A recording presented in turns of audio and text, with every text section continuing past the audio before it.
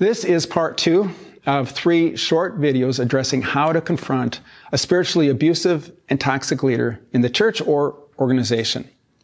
In part 1, I helped you identify a toxic leader.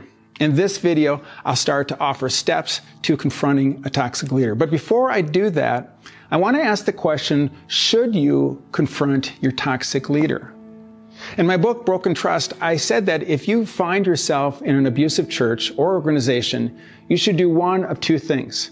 Either confront the leadership or just leave. Both are acceptable responses for different reasons.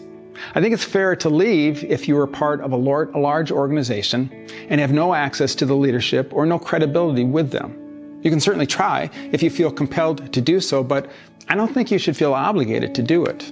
You might be new to the group and not yet that invested, or you realize that you have limited understanding of the situation and are probably not the best person to confront the leadership.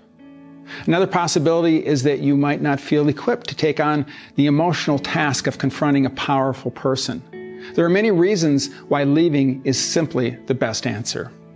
You don't personally have to take on the responsibility of correcting the organization. Simply leaving it makes a statement in itself, and if enough people vote with their feet like this, hopefully the leaders will take notice and change.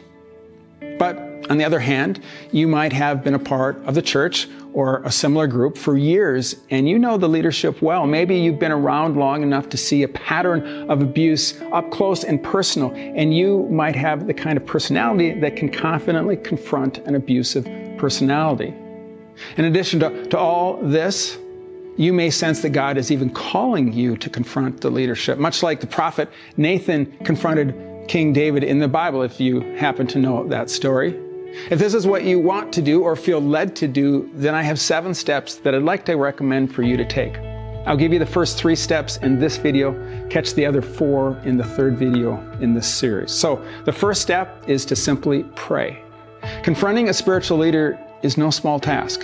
You want to make sure your heart is right. You don't have to be perfect to confront someone, but you also want to make sure that you have good intentions and good motivations, and you're not on a personal crusade to take someone down.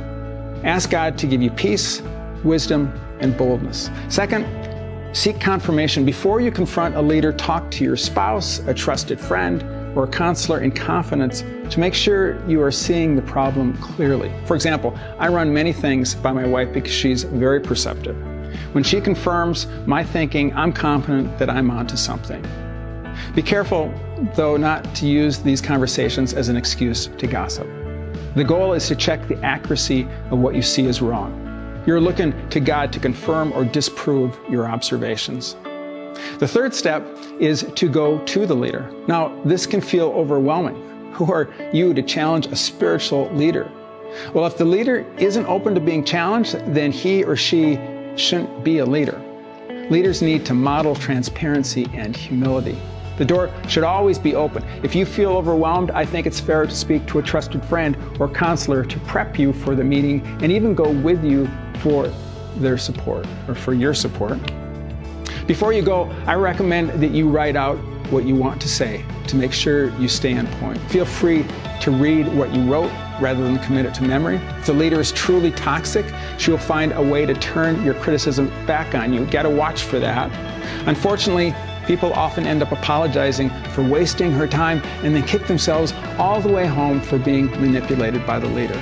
So write it out, read it if you have to, and stick to the point. Know in advance what you want to accomplish. If they bring up your issues, tell them you are happy to discuss your problems at another time, but today you want to talk about your concerns. Don't leave until you feel heard and are satisfied with their response. Okay, I'm going to stop here for now. I hope you find this helpful. To learn the other 4 steps, watch part 3 in this video series. Please consider sharing this video if you find it helpful. Bye for now.